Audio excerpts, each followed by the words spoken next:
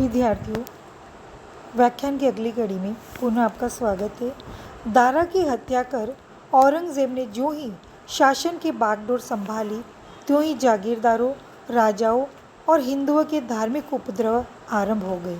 परिणाम यह हुआ कि उसके शासनकाल का अधिकांश इन उपद्रवों के दमन में ही व्यतीत हुआ। यह शासन को सशक्त एवं इतने विस्तृत साम्राज्य को सुगठित न कर सका।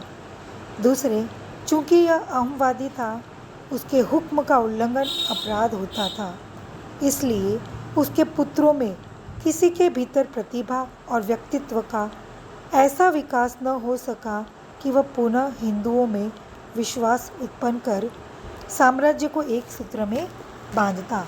औरंगजेब के पश्चात 1707 ईसा में उसके पुत्रों के बीच भी संघर्ष हुआ और उसका द्वितीय पुत्र मुअज्जम शाह आलम प्रथम गद्दी पर बैठा। यह यद्यपि कुछ उदार था, पर अधिक समय जीवित न रह सका। उसके बाद 1712 ईसा से इस साम्राज्य का पतन आरंभ होता है।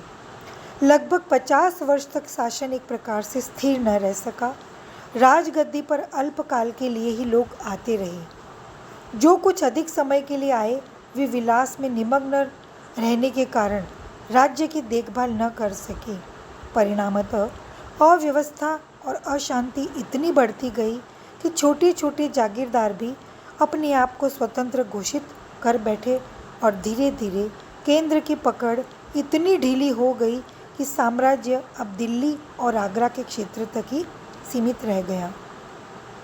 इसी बीच 1738 ईसा में नादिर शाह का आक्रमण हुआ। उसने शासन की नींव प्राय हिला डाली।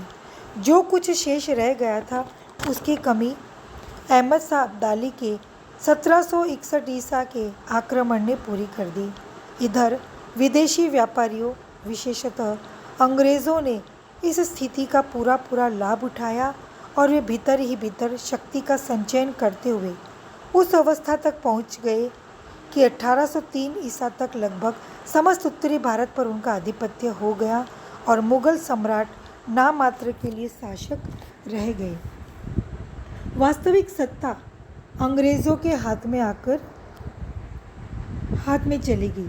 1857 ईसा की देशव्यापी राज्य क्रांति ने एक बार पुनः निर्वीर्य विलासी मुगलों को प्रतिष्ठित करना चाहा, किंतु सब प्रयत्न असफल रहे। इस प्रकार 200-250 वर्ष के विलास और वैभवपूर्ण साम्राज्य का कारुणिक अंत हुआ। यह बात तो रही केंद्रीय शासन की। जहाँ तक प्रदेशों का प्रश्न है, रीति काव्य की रचना के क्षेत्र अवध, राजस्थान और बुंदेलखंड की कथा भी ऐसी ही है। अवध के विलासी शासकों का अंत भी मुगल साम्राज्य के समान कारुणिक रहा।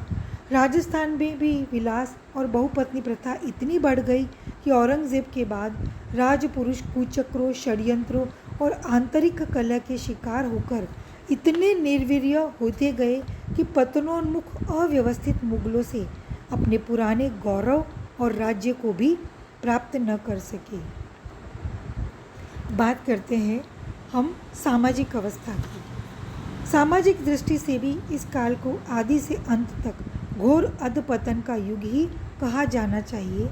इस काल में सामंतवाद का बोलबाला था और सामंतशाही के जितने भी दोष हुआ करते थे, उनका प्रत्यक्ष अथवा अप्रत्यक्ष जन साम्राज्य के जीवन पर पड़ा।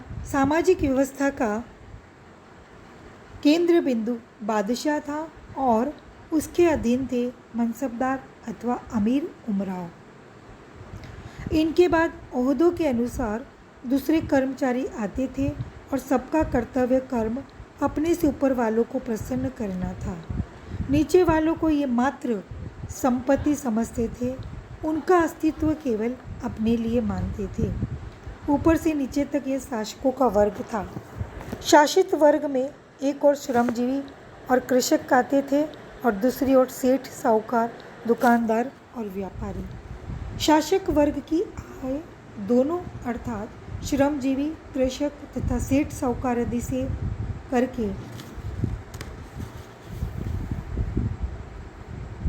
कर के रूप में प्राप्त होती थी और सेठ, साहूकार आदि कृषकों और श्रमजीवियों की कमाई को विभिन्न प्रकार से अपनाकर अपनी जीविका कमाते थे। इस प्रकार कृषक श्रमजीवियों का यह निम्न वर्ग सभी ओर से शोषित था। इस पर सेनाओं के प्रयाणों, युद्धों, अतिवृष्टि, अनावृष्टि आदि के कारण इस वर्ग की आय की एकमात्र साधन कृषि की भी हानि होती थी। श्रमजीवी वर्ग को किसी न किसी बेगार करनी पड़ती थी और उसके बदले मिलती थी कौड़ों की मार। कहने का अभिप्राय यह है कि इस युग में गरीबों की आर्थिक स्थिति अत्यंत शोचनीय और शासक एवं संपन्न वर्ग श्रम किए बिना ही संपन्न था। जनसाधारण की चिकित्सा, शिक्षा, संपत्ति रक्षा आदि का भी इस काल में कोई प्रबंध न था। ऐसी शोचनीय अवस्था में यदि लोग भाग्यवादी अथवा नैतिक मूल्यों से रहित थे तो कोई आश्चर्य की बात नहीं।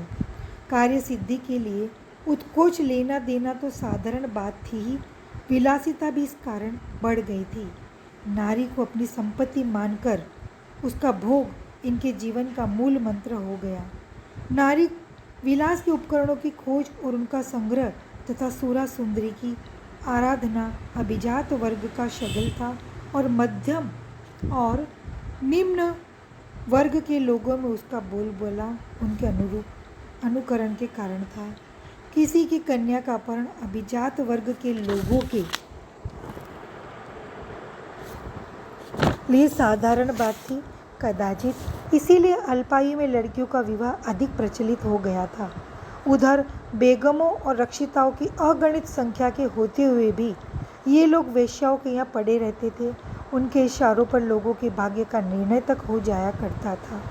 इस प्रकार से विलास में डूबे हुए ये लोग अपनी संतान की देखभाल तक नहीं कर पाते थे और शिक्षक ऐसे घटिया व्यक्ति होते थे कि काम कला की शिक्षा देकर अपने कर्म की इतिश्री समझते थे। अतएव लड़कियों के साथ छेड़छाड़, तीतर बटेर पालना और उन्हें लड़ाना शाहजादों और राजकुमारों की दिनचर्या बन गई थी।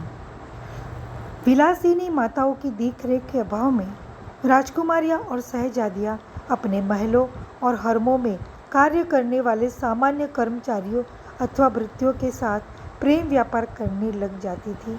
अनेक सपत्नियों के कारण पति से पूर्ण प्रेम प्राप्त न कर सकने के कारण विवाहिताओं में भी अनेक ऐसी थी जो ऐसा ही करती थी। विद्यार्थियों, आज इस व्याख्यान में इतना ही। अगले व्याख्यान में हम सांस्कृतिक अवस्था, साहित्यिक एवं कलाओं की स्थिति के बारे में बात करेंगे। धन्यवाद विद्यार्थियों।